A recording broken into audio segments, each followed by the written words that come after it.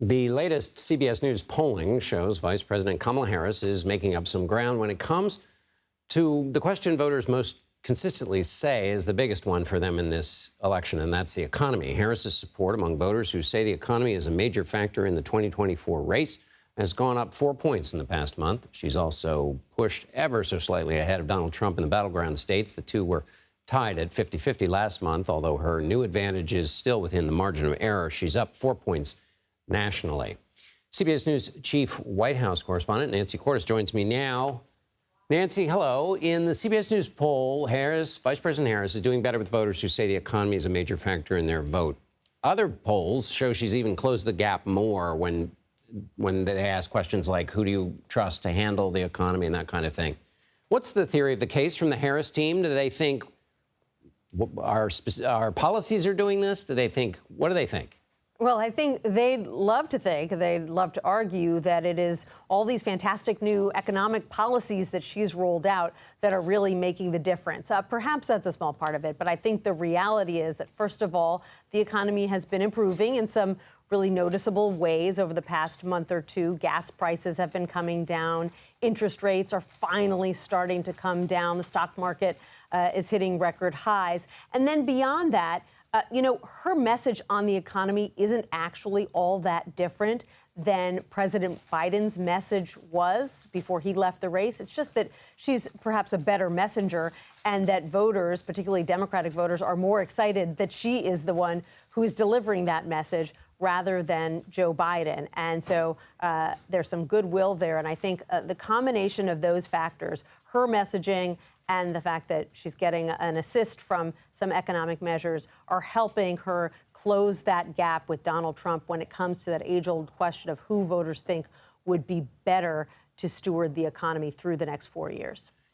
Now we're gonna jump around a little. This is a question of both inside baseball and backroom dealing. Donald Trump pushed to have Nebraska change the way it apportions presidential electors, and we got some news on that today. Will you take it from there? I'd be happy to. So Nebraska is one of two states that isn't just a winner-take-all state where whoever wins more votes in that particular state gets all their electoral votes. In Nebraska, the way it works, and stick with me here because it's a little confusing, they have 5 electoral votes. 3 of them go to whoever wins the 3 congressional districts, and then the other 2 go to the winner of the entire state. And so what that means is that from time to time, it's a red state, but one of those districts, the one that includes Omaha, can sometimes go to the Democrat. And that's what Republicans were concerned about happening. This time around, they were pushing a change to the rules internally, but one state senator announced today, and guess what? He represents Omaha, that he was not comfortable. This is a Republican, said he's not comfortable changing the rules 43 days before Election Day. He says he's going to stick with that policy. And so it looks like there is not going to be any change in Nebraska, which has the Harris campaign breathing a huge sigh of relief because, yes, it's just one pesky electoral vote, John.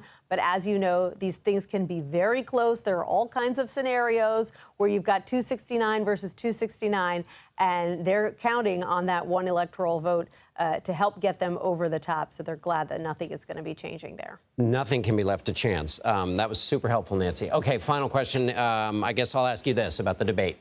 So the vice president has agreed to a debate yes. on CNN on the 23rd. Donald Trump says it's too late, even though he debated Joe Biden at about the same time and debated Hillary Clinton a couple days earlier. Yep. Does the Harris campaign just want us all to be talking about the debate because she did well by universal consensus in the first one? Or does the campaign really think that the vice president needs another debate? I think they would like another debate, another opportunity for her to go head-to-head with Donald Trump. They feel it went well for her the last time. They recognize that polling shows that voters want to hear more about her policies. That's a really high-profile way to introduce them to her policies. But then beyond that, even if the debate doesn't happen, even if Donald Trump digs in and doesn't change his mind, they still think it behooves her to continue to say she wants that debate, to show that she's all in, she's ready to go toe-to-toe with him, and he's the one, they argue, who's afraid to debate her. They say, don't buy this argument that there's not enough time. There's plenty of time to do it, as we know. And so she's going to continue to push him for this second debate. And if it happens, great. And if it doesn't, at least she looks like she's the aggressor here. Nancy Cordes in Washington. Thank you so much, Nancy. You're welcome. As a reminder, CBS News will host the only vice presidential debate between Senator J.D. Vance and Governor Tim Walz on Tuesday, October 1st. In New York, we will have live coverage on CBS, CBS News 24/7, and Paramount Plus.